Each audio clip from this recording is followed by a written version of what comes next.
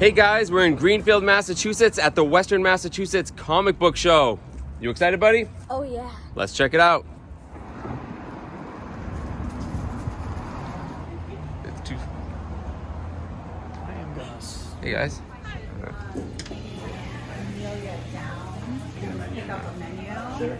Wow, awesome.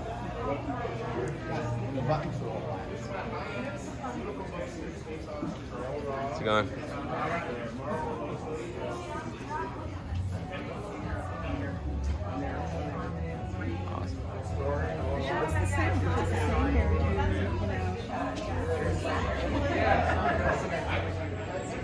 Pretty cool, signed by Joe St. Pierre.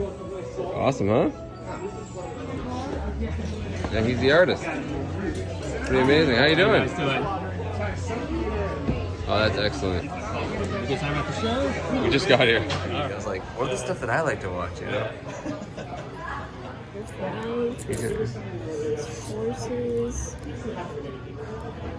Special magazine. That's cool. Batman, Superman. Just sort of mixed in. What do you got there, buddy? First appearance of Bart Simpson in a comic book? Think so, yep. Oh, look what's behind it, too. X-Men 137 back there? Death of Jean Grey. I just got that, right? Yes, you did. I kind of want to look at that. Oh, that's so cool. Yeah. Oh, yeah, here. Film that for the channel. Wow, yeah. I've been eyeing for this for a while. Let's see.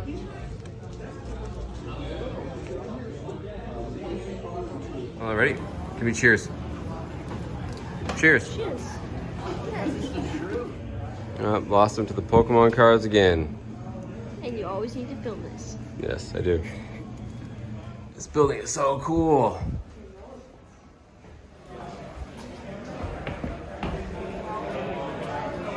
Oh, yeah. Nice kid. Hey, kid. Awesome. How's it going? Awesome. Taylor. Nice. Hey, mascots. United Comics. Nice. I've always gotten right. Get a box of 9.8 there, pal? Yeah. 8 billion GDs, number one. What's better than that? Oh, yeah. More please? Nice. Is this one you've been looking for? Kinda.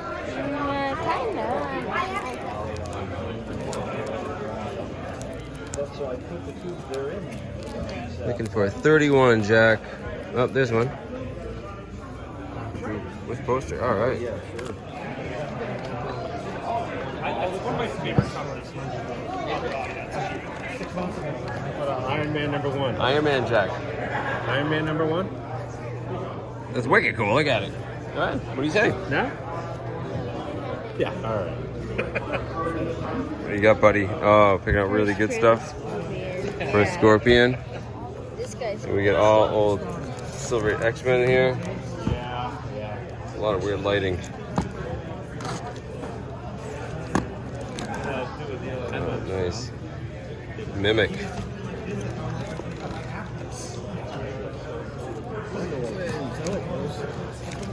How you doing? First Banshee. This one? That's, I got it at 150. Yeah. You got one, you said? Oh, yeah. You got one here or no? No, but I'm looking to sell a lot of my comics. Oh, Jack. It's hot today. Because of the movie. First Gwen Stacy, first Harry Osborn. That's a nice one. Yes, it is. I'm still learning about it. Molten in. Oh, man, I've been eyeing that one for a while. Rhino? Yeah. That's in pretty good shape, too. And first one. Yeah. Yeah, I'm going to step aside for I'm looking for that. Nice. Yeah, right. Blocking the light here. Ah, first Vindicator. I love that. It's pretty cool. That's clean. It's not bad. Well, I do the same thing with you. It starts out high, and by the time I get done, spread it out. Yeah. The pain is not. Yeah. that bad. I like him. He's good to do with, and like that kind of stuff. If he sits on it for all Hey man, appreciate it. Thanks a lot. glad you stopped by, man. This will make the video for sure. Yeah, absolutely. That's a- that's Thanks a a- lot. that's I a- might come back for that yeah, one. That's the that's a only big one of the one. Dark Phoenix saga I'm Yeah. missing at this point. So That's a good one. These are all pretty hot. You can shoot me an offer on that one too. It is. It's a nice view line. that is awesome. What do you do? Magnify it, or you scan it and I'm price filming it? it. Sorry. It's attached cover. It's Oh all yeah. that. Still. What do you think of that, pal? Oh, that's cool. It's pretty sweet. That's gonna be going up. Absolutely. First cake. Just it's not just a thing. You need a first, number one, second print in your life. I know you need it. Yeah. Yeah. All right, thanks a lot, man. I really appreciate it. Good.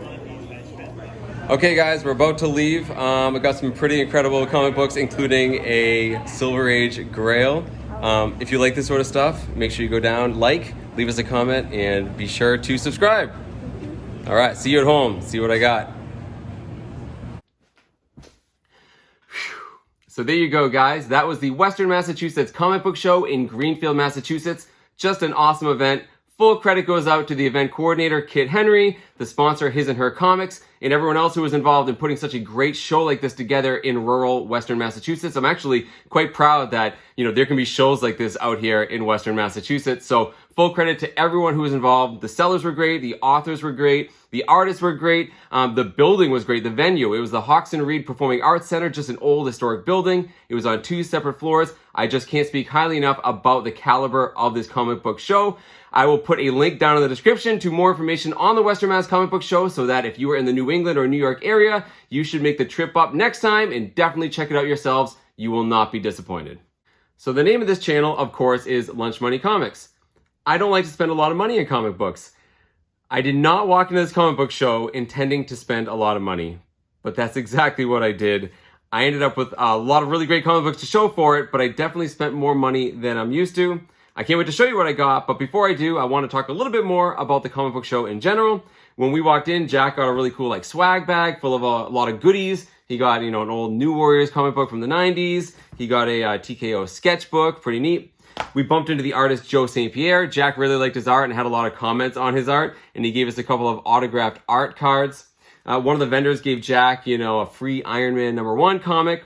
We walked down the street to His and Her Comics. They were open the whole time the show was going on, and Jack picked out a free Trick or Read Moon Girl and Devil Dinosaur #1. I know he's pretty excited to read this. He thinks Devil Dinosaur is pretty cool. Devil Dinosaur is pretty cool. So yeah, Jack was in his glory. He even found some Pokemon cards, which, forget it. If he finds Pokemon cards or Yu-Gi-Oh cards, comic books take a back seat. So he was in his glory.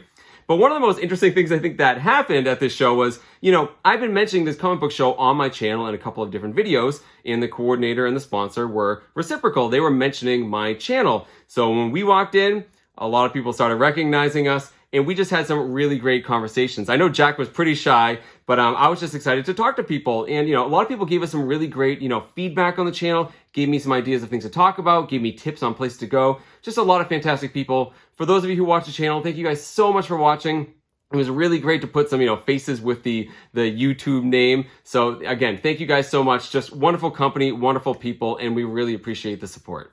So as was plainly evident from the footage, there were a lot of really great comic books at this show. What I normally do with these types of things, I make my rounds, I walk around for a bit, kind of scope the place out, keep in the back of my mind which comic books I'm interested in, and then at the very end, I go back and make my final purchases to make sure I'm getting the best deals. And there were a couple comic books I was really close to getting. I almost got the first appearance of The Vision. I almost got the first appearance of Elektra. Ultimately, I didn't, but I did spend some serious money on some really good books. I'll talk about all of them. I'm going to work my way up from the cheapest up to the big boy. So the first one, pretty simple one. This is Ghost Rider number 31 from 1992. This is the full first appearance of the team, the Midnight Suns. They make a cameo appearance in Ghost Rider 28, which I have in my collection. I did not have this one. Normally, this comic book comes polybagged with a poster. This isn't in the polybag, but the poster is included. I'm happy it's not in the polybag, so you tend to get that polybag crease going down the middle. This one does not have it. So pretty simple. I got it for 10 bucks. Happy to have it. Add it to my collection. So then I found a vendor who had just lots of stuff that I'm really into. He had lots of early, Amazing Spider-Man, Silver Age Spider-Man. He had lots of, 70s and 80s Uncanny X-Men. He had a ton of Chris Claremont, John Byrne books, which is sort of my bread and butter. So I went into that pile and pulled out 4 books from the late 70s and early 80s that I really wanted in my collection. We bundled them together and he gave me an incredible deal, guys. All 4 of these books I'm about to show you are in fantastic shape. There's no color breaks at all to be seen on any of these, no spine ticks. These are incredible shape. So the first one up is The Uncanny X-Men number 121. This is from 1979. This is the first full appearance of the team Alpha Flight. So you get the first appearance of Sasquatch, Aurora, North Star, Shaman. Just an awesome comic book. I've wanted it for a long time. And the sticker price on this was pretty low. So low that I asked him, hey, what's up with this? I can't see anything wrong. To his credit, the seller went in, opened it up, and showed me in the center folio between the staples. Guys, there's a tear, probably a 1/4 inch long. It's nothing. Most people would never even notice it. It doesn't change the appearance of the comic book at all. But to his credit, he knocked the price down. I still think I got a fantastic deal on this book. It presents great. I've wanted it for a while. First appearance of Alpha Flight, awesome.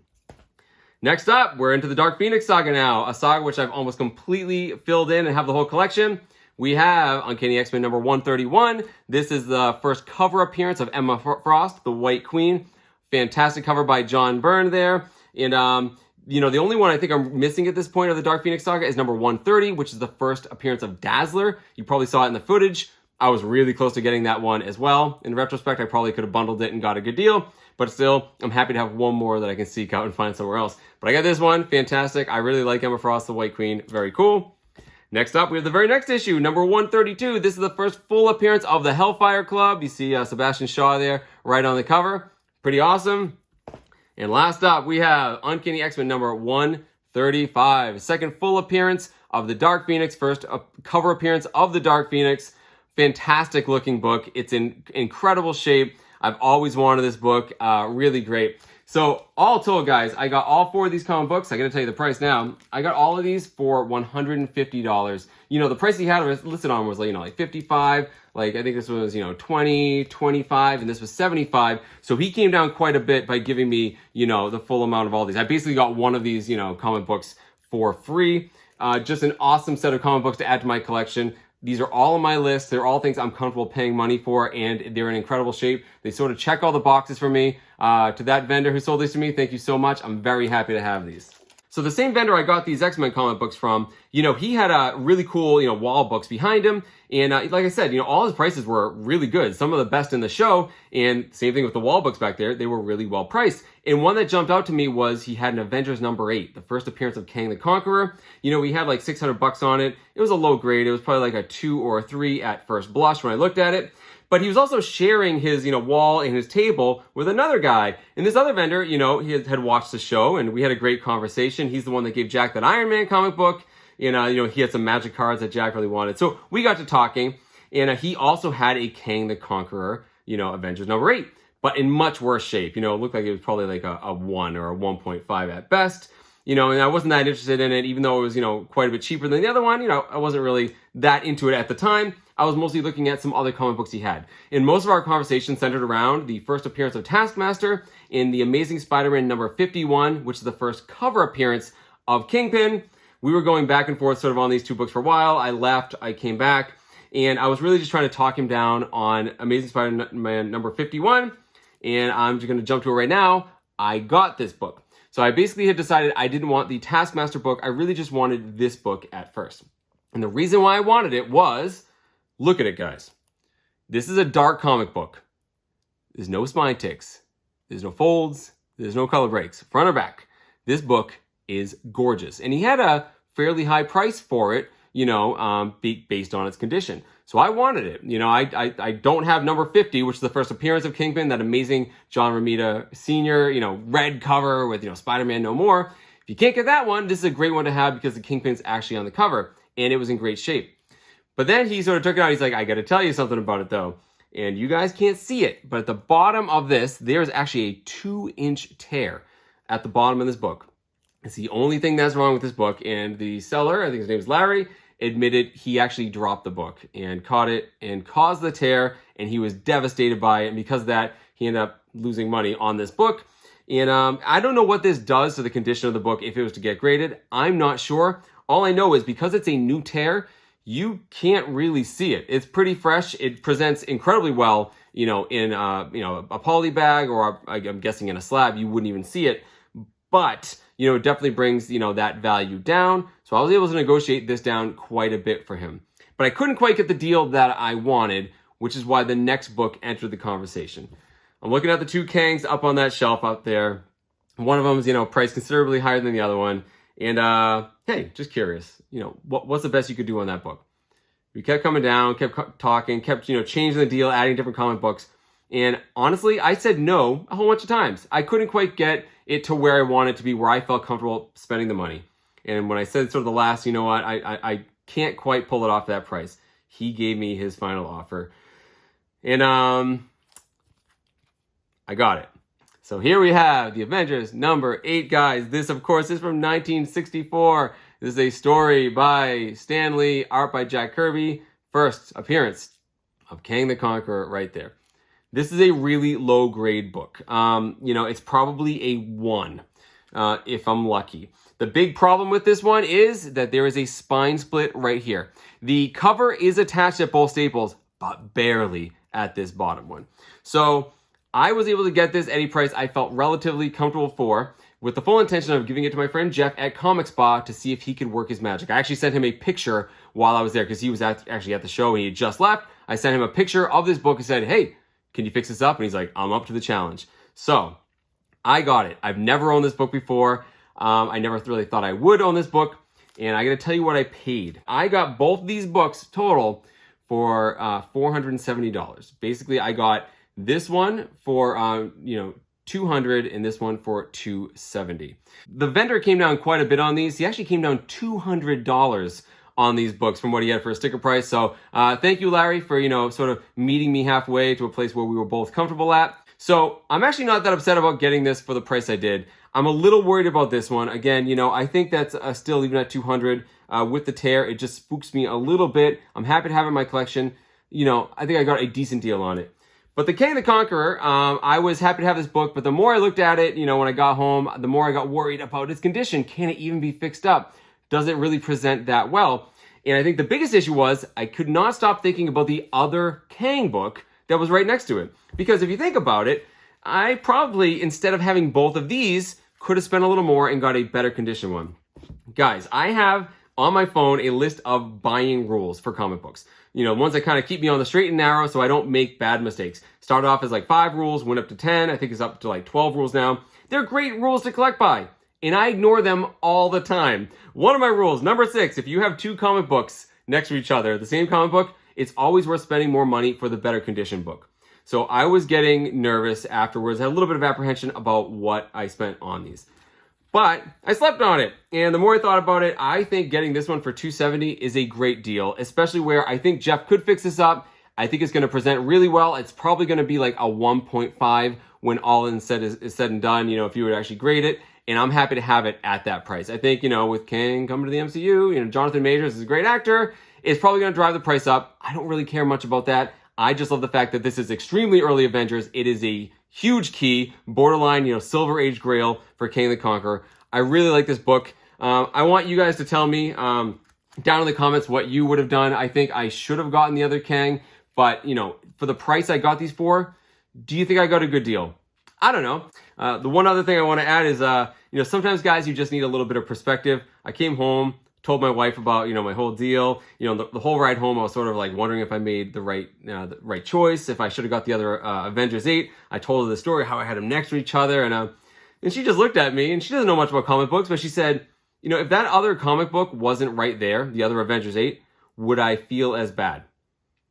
No, I probably wouldn't. If this is, the only first appearance of Kang the Conqueror at that comic book show, I don't feel bad at all. I think I got a great deal. It's only, the grass is always greener. I only had doubts when I was comparing it to the other one and sort of, wondering if I should have just paid more. But in and of itself, guys, $270 for this comic book, I think it's a good deal. So there you go, guys. I spent a lot more money than I'm used to at a comic book show, certainly more than I'm used to showing on this channel. But I'm pretty happy with everything I got. We got a little cheapo $10 book that it's been on my list. This is probably the highlight for me. As great as my deal is on the Kang and the ASM, I love me and my X-Men, guys, and these are fantastic books. Condition is not an issue with any of these ones. Very, very, very happy to have these.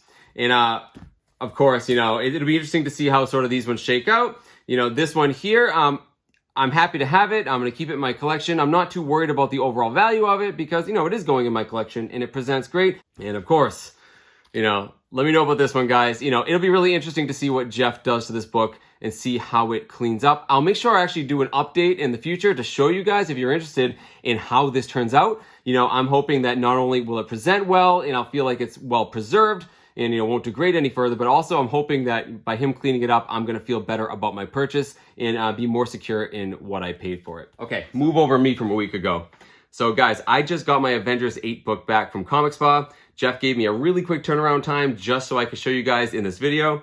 And man, he never fails to impress me. This is the exact same book.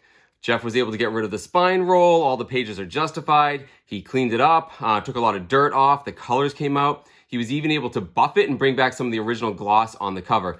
And man, you guys can't tell with me holding it up like this how much of an improvement this actually is. So I'm going to show you some close-up pictures so you can really appreciate how much better this actually looks. So here's a quick side-by-side before and after. You can see how on the right, just how much better the book looks in general.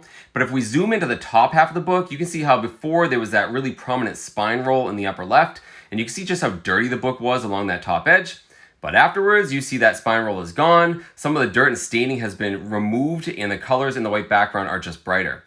Let's jump down to the bottom half of the book now. This is amazing. Keep your eye on the folds and chips along that bottom edge. After making the book more supple and then putting it through both the heat and cold press, those folds just disappear like magic. You can also see how that spine split, which was really evident before while looking at the cover, is now actually along the spine where it belongs and just improves the overall cover appeal. And finally, let's look at the back of the book. You can see how before all the pages are splayed out due to that spine roll and just how dirty the white cover was. But afterwards, you see the pages are now all justified, the white is brighter, and you can especially see how evident the gloss is after buffing. You can actually see light reflecting off of it in this picture. So awesome, awesome job by Comic Spa. I am quite happy with how this turned out, and I do feel a lot better about my original purchase. I'm quite happy to add this to my collection. I mean, it's still low grade, but it presents so great. Awesome addition to the collection. Once again, guys, if you're in New England and you need your books worked on by the best of the best, Comic Spa is the guy to go to. I'll put a link down in the description to his contact information. Let him know I sent you. And yeah, back to the original video. So if you like these sort of videos, go down, hit that like button, leave me a comment, let me know what you think. I love reading through all the comments, guys, and interacting with you, so definitely let me know your thoughts. And if you haven't already subscribed, please consider doing so. It would mean the world to me. In the meantime, you know, keep hunting for comic books in strange and unusual places. Maybe I'll see you out there, and thank you guys so much for watching.